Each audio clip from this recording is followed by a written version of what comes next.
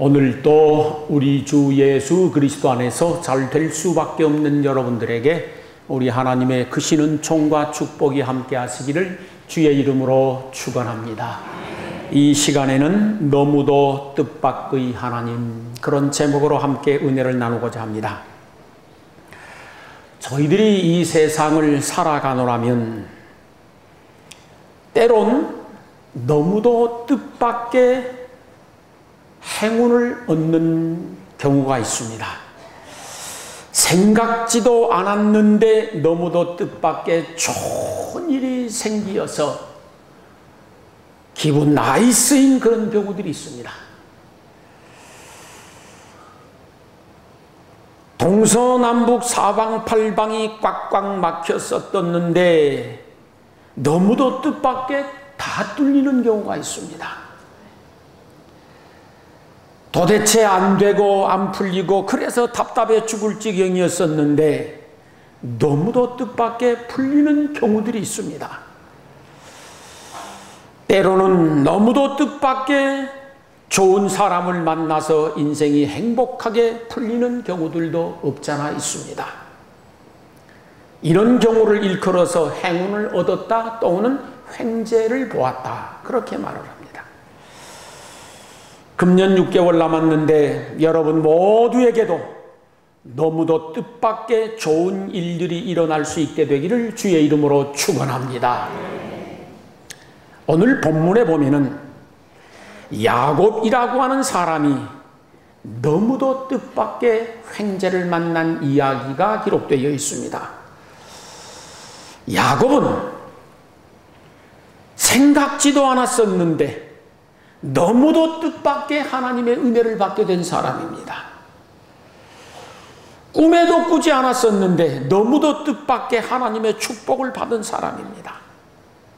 야곱은 앞길이 캄캄하고 막연하고 막막해서 어찌할 바를 모르고 있을 그때였었는데 너무도 뜻밖의 하나님을 만나고 은혜와 복을 받은 줄로 믿습니다.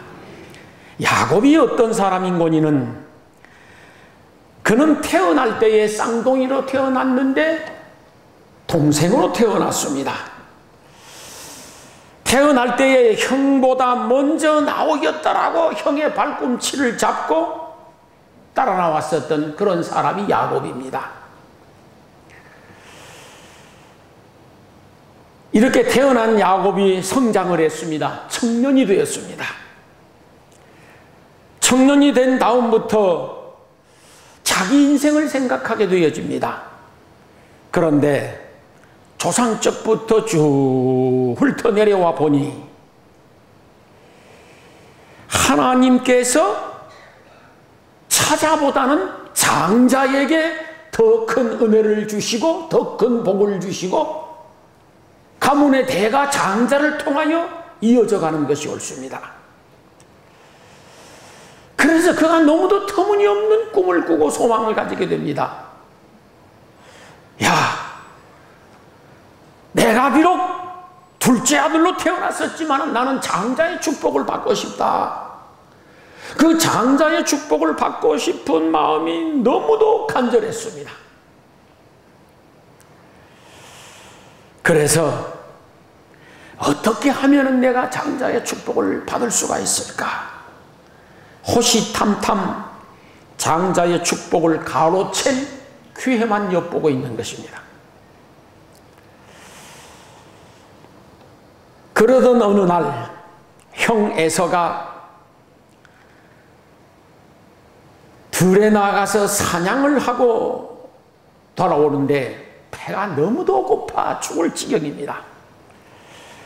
이 에서란 사람은 상당히 야성적이고 남성적인 기질이 많고 그래서 사냥꾼이었었는데 그날은 유난히도 배가 고픈 것입니다. 집에 들어오니 동생 야곱이 팥죽을 쓰고 있는데 그 팥죽 냄새가 얼마나 좋은지 그냥 먹고 싶어 죽을 지경입니다. 팥죽 냄새만 맡아도 그냥 혓바닥이 널짱 뛰듯 펄쩍펄쩍 뜁니다. 목구멍에서 당그레질을 해대고 뱃속에서 팥죽 달라 아우성을 쳐댑니다. 견딜 수가 없습니다. 그래서 야곱에게 빨리 그 팥죽 좀 달라고 재촉을 합니다. 이때 기회만 엿보고 있었던 야곱이 장꾀를 부리면서 슬슬 늦장을 부립니다. 그러니까 에서 마음이 빨리 먹고 싶어서 죽을 지경입니다. 형 에서가 야, 빨리 좀 자, 나 배고파 죽을 지경이라고 성화를 댑니다. 이때다 싶은 야곱이 약삭 빠르게 형에게 한 가지 제안을 합니다. 형, 내가 형에게 팥죽을 주면 형은 나에게 장자의 명분 줄 거야?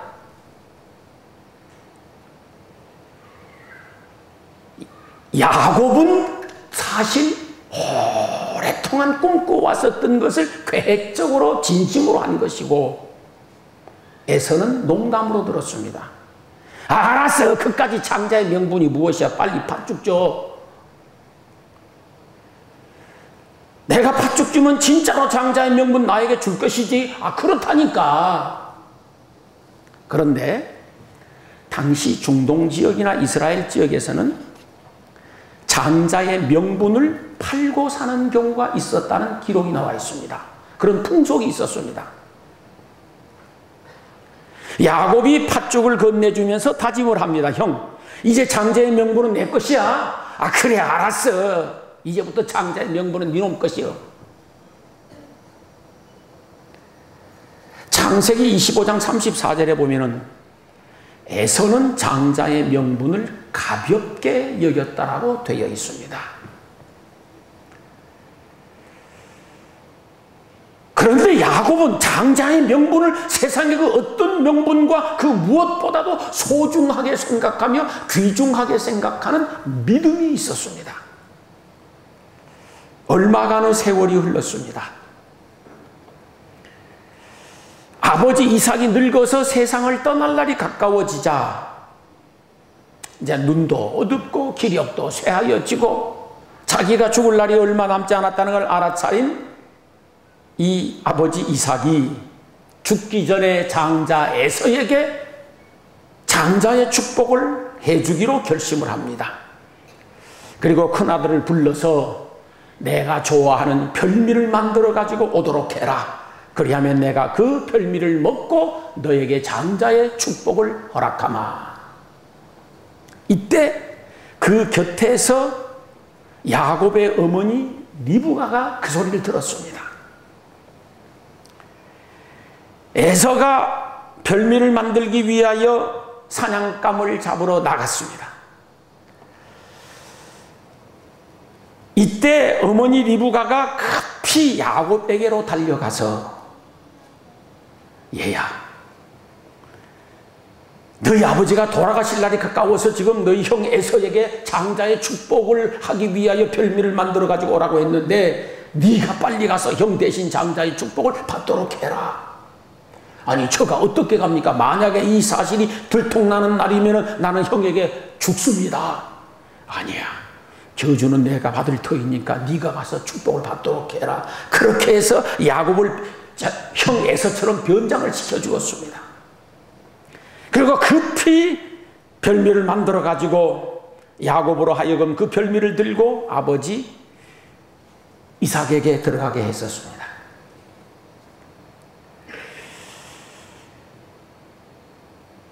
야곱은 에서처럼 변장하라고 들어가서 장자의 축복 기도를 다 받습니다. 그리고 딱 돌아서서 나왔는데 그때사 에서가 달려들어왔습니다. 그리고 별미를 내놓으면서 아버지 이거 잡수시고 저에게 장자의 축복을 해주시기 바랍니다.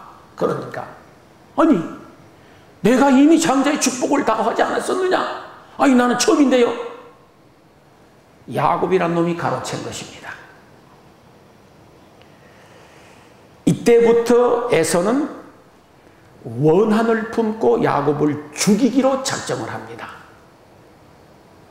이 사실을 알아차린 어머니 리브가가 야곱을 피신시키기 위하여 남편 이삭에게 가서 간청을 합니다. 여보, 이대로 놔두었다가는 형 에서가 동생 야곱을 틀림없이 죽일 터이니까 야곱을 피신시키도록 합시다. 아니, 어디로 피신시킬 것이야? 제 오라버니가 계시지 않습니까? 그 오라버니가 계신 먼 곳으로 도피를 시키도록 합시다. 그렇게 해서 허락을 받습니다. 야곱이 그 아버지가 가만히 들어보니까 그 말이 다 옳거든요. 가만 놔두면 형 에서가 틀림없이 죽일 것이 뻔하거든요. 그래서 빨리 도피하도록 합니다. 그리고 도피하기 전에 야곱을 다시 부릅니다. 무릎을 꿇게 하고 그에게 손을 얹어 기도를 합니다. 전능하신 하나님이 네게 복을 주시어 네가 생육하고 번성하게 하여 네가 여러 족속을 이루게 하시고 아브라함에게 허락하신 복을 네게 주시되 너와 내 자손에게 주사 하나님이 아브라함에게 주신 땅 곧 네가 거류하는 땅을 네가 차지하게 하시기를 원하노라. 그러면서 그가 복받고 잘 되기를 위하여서 축복 기도를 해줍니다. 축복 기도를 받은 야곱은 에서의 눈을 피하여서 멀고 먼 외삼촌 라반의 집으로 출행랑을 칩니다. 얼마나 급하게 도망을 쳐 나왔었는지 아무것도 가지고 나온 것이 없습니다. 빈손으로 나온 것입니다. 얼마를 달렸는지 숨가쁘게 달려서 어느 한 곳에 머물렀는데 해가 저물었습니다. 그곳을 베델이라고 하는데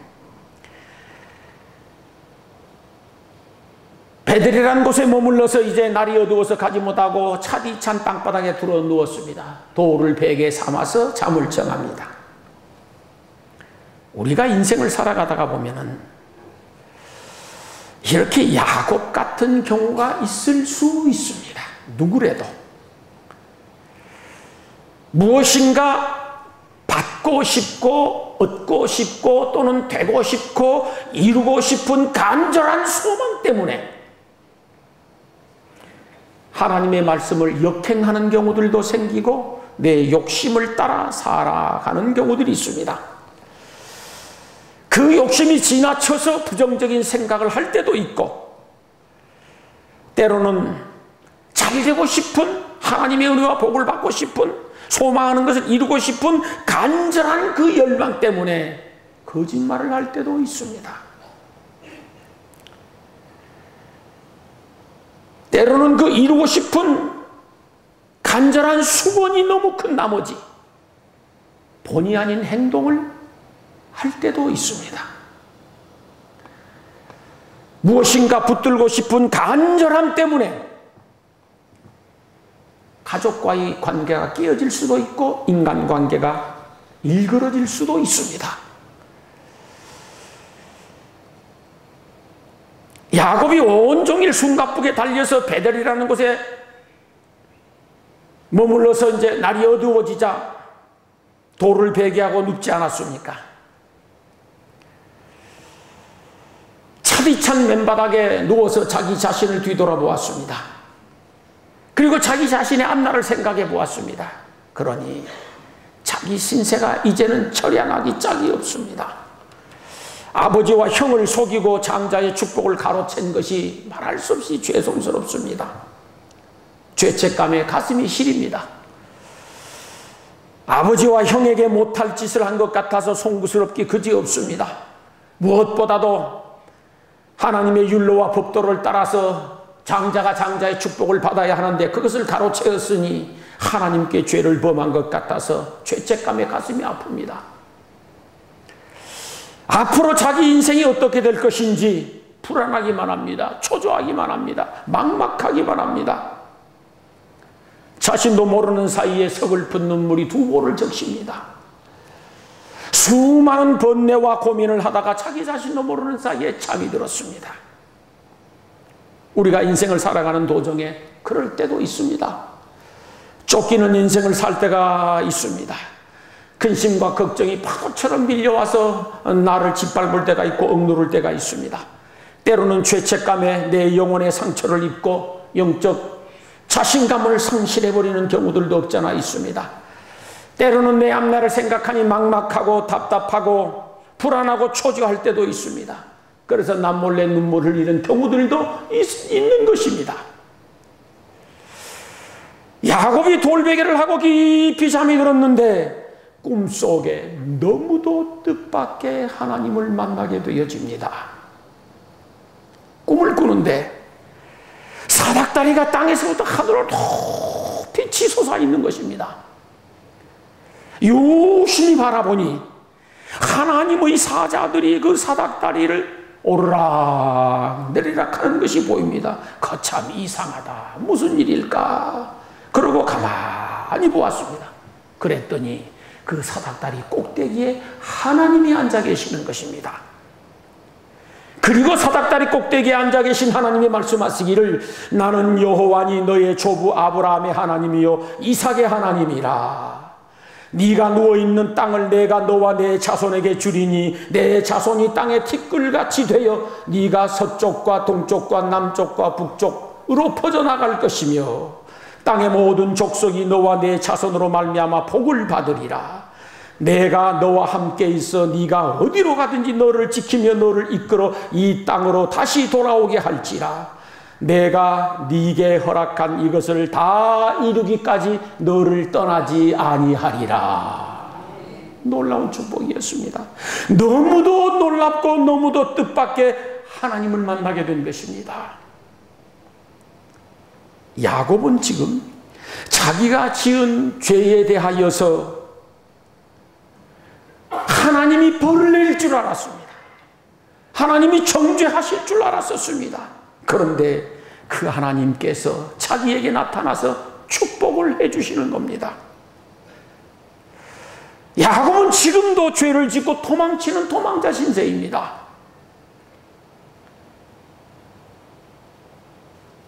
그래서 야곱은 생각하기를 내가 아버지에게도 죄를 지었고 형에게도 죄를 지었고 하나님께도 죄를 지었으니 하나님으로부터 외면을 당하고 벌을 받을 줄 알았었습니다.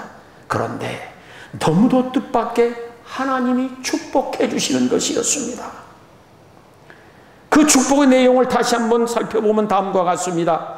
지금 네가 누운 이 땅을 너와 내 자손에게 줄 것이라고 합니다. 내 자손이 땅의 티끌같이 동서남북 사방 팔방으로 퍼져나가게 해줄 것이라고 하셨습니다. 땅의 모든 족속이 너와 내 자손을 통하여서 복을 받게 될 것이라고 말씀하셨습니다. 네가 어디로 가든지 내가 너와 함께하고 너를 지켜줄 것이라고 약속하셨습니다. 그리고 금이 환영하게 해주시겠다라고 하는 약속입니다. 너무도 뜻밖의 축복이었습니다. 야곱이 가장 소망하고 바라던 그 모든 것을 다 이루어 주시겠다라고 하는 약속이었습니다. 그날 이후 야곱의 인생에 수많은 우여곡절이 있었습니다. 그러나 아버지가 축복해주고 하나님께서 사닥다리에서 축복해 주신 그 모든 약속의 말씀대로 다 이루어진 줄 믿습니다. 하나님은 너무도 뜻밖의 하나님이실 때가 있습니다. 하나님의 사랑을 가장 잘 표현한 성경은 누가복음 15장 소위 당자의 비유입니다. 누가복음 15장에 보면은 너무도 뜻밖이었던 아버지의 사랑 이야기로 기록되어 있습니다. 아버지를 등지고 아버지를 배반하고 모든 재산 가지고 아버지를 떠났었던 둘째 아들이 먼 타국에 가서 허랑방탕하고 배가 망신하였습니다. 그리고 고향 아버지 집으로 돌아왔을 때 너무도 뜻밖의 아버지의 사랑을 체험하게 되어집니다. 당자는 타국에 가서 허랑방탕한 나머지 더 이상 살 수가 없어서 거기 있으면 줄여 죽게 생겨서 어쩔 수 없이 아버지 집으로 돌아오면서 불안하고 초조합니다. 가슴이 답답합니다. 그래서 그가 고백하기를 내가 하나님과 아버지께 죄를 지었으니 이제는 아버지의 아들이라 일컬음을 감당할 수가 없겠으니 아버지 종으로 사용하여 주소서. 그러면서 아버지 옆에 왔었습니다. 그런데 그 둘째 아들을 맞이하는 아버지는 무슨 소리 하고 있느냐? 너는 잃었다가 다시 찾은 내 아들이요, 죽었다가 다시 살아난 내 아들이라 그러면서 목을 끌어안고 입을 연신 맞추었습니다. 돌아온 탕자에게 최고의 환대와 최고의 대우를 해주었던 것이 옳습니다. 너무도 뜻밖의 아버지의 사랑 이야기입니다. 오늘 저희들에게도 우리 하나님은 너무도 뜻밖의 하나님이신 줄 믿습니다. 여러분들에게도 너무도 뜻밖의 하나님을 만나는 야곱 같은 은혜와 축복이 있기를 주의 이름으로 축원합니다. 사실 야곱이 이런 너무도 뜻밖의 하나님을 만나고 축복을 받을 수 있었던 몇 가지 이유가 있습니다. 그 첫째는 야곱은 하나님의 은혜와 축복을 받고 싶은 간절한 마음이 너무도 컸습니다. 은혜에 대한 사모하는 열정이 남달리 컸습니다. 형 에서는 그러지 않았습니다. 형 에서는 하나님께 은혜를 받고 싶은, 하나님께 복을 받고 싶은 그 간절한 열망과 수건과 사모하는 열정이 야곱처럼 있지 않았습니다. 그런데 야곱은 하나님 은혜와 축복을 사모하고 염원하는 마음이 너무도 컸었던 것이 옳습니다. 하나님께서 축복하지 아니하면 자기 인생은 실패자가 될 수밖에 없고, 하나님의 축복하시면은 자기 인생은 성공자가 되어지고 그토록 소망하는 꿈을 이룰 수 있다라고는 믿음을 가지고 있었습니다. 그래서 하나님의 은혜와 축복을 너무도 간절히 사모했던 것이었습니다. 그토록 은혜를 사모하는 야곱이었기에 하나님은 너무도 뜻밖에 나타나시어서 축복해 주신 줄 믿습니다. 오늘 저희들도 하나님의 은혜를 사모하는 마음을 가져야 됩니다. 시편 107편 9절에 보면은 하나님은 사모하는 영혼을 만족해 하신다고 기록되어 있습니다. 그런데 성경을 보면은 하나님의 은혜를 사모하는 사람들의 몇 가지 특징이 있습니다. 아브라함도, 이삭도, 야곱도, 요셉도, 예수님의 시대에까지 하나님의 은혜와 축복을 사모하는 사람들의 특징이 있으니, 하나님의 은혜와 축복을 사모하는 사람은 제단 쌓는 일에 충실했다는 사실입니다. 구약적인 개념으로는 제단 쌓는 일이고, 신약적 개념으로는 예배 드리는 일에 최선을 다했다는 사실입니다. 그리고 하나님의 은혜와 축복을 사모하는 사람은 보십시오, 쉬지 않고 기도하는 사람들입니다. 기도를 멈추지 않습니다. 하나님의 은혜와 축복을 사모하는 사람은 언제든지 하나님을 가까이 했었고, 하나님을 기쁘시게 하기 위하여 힘쓰고 애썼고, 어떻게 하면 하나님의 눈에 들 수 있을까 애썼던 사람들이었습니다. 여러분도 사모하는 영혼으로 너무도 뜻밖의 하나님을 만날 수 있게 되기를 다시 한번 주의 이름으로 축원합니다. 야곱은 하나님의 은혜와 축복을 너무도 간절히 사모한 사람이었을 뿐만 아니라 장자의 명분을 그 누구보다도 소중히 여긴 사람이었습니다. 에서는 장자이면서도 장자의 명분을 가볍게 여겼습니다. 그런데 야곱은 차자이면서도 장자의 명분을 너무도 소중하게 여겼습니다. 그래서 그것을 갖고 싶었던 겁니다. 창세기 25장 34절에 보면 형 에서는 장자의 명분을 가볍게 여겼었다라고 했습니다. 이걸 역으로 말하면 야곱은 장자의 명분을 소중하게 여겼다는 뜻입니다. 그래서 너무도 뜻밖의 하나님을 만나게 된 것이 옳습니다. 저희들도 그래야 합니다. 하나님이 주신 성도라고는 이 거룩한 명분을 세상의 어떤 명분보다도 소중하게 여기며 살아야 됩니다. 하나님이 주신 이 성도라는 명분과 하나님이 주신 직분이라는 이 소중한 이름을 세상의 어떤 것보다도 소중하고 귀중하게 여길 줄 알아야 됩니다. 하나님이 주신 작은 직분 하나라도 소중하게 여길 때에 하나님은 그 사람을 축복하실 줄 믿습니다. 하나님이 주신 모든 명분이나 직분을 소중하게 여김으로 말미암아 너무도 뜻밖의 하나님을 만나는 축복이 있기를 주의 이름으로 축원합니다. 야곱은 한 번도 하나님을 떠난 적이 없습니다.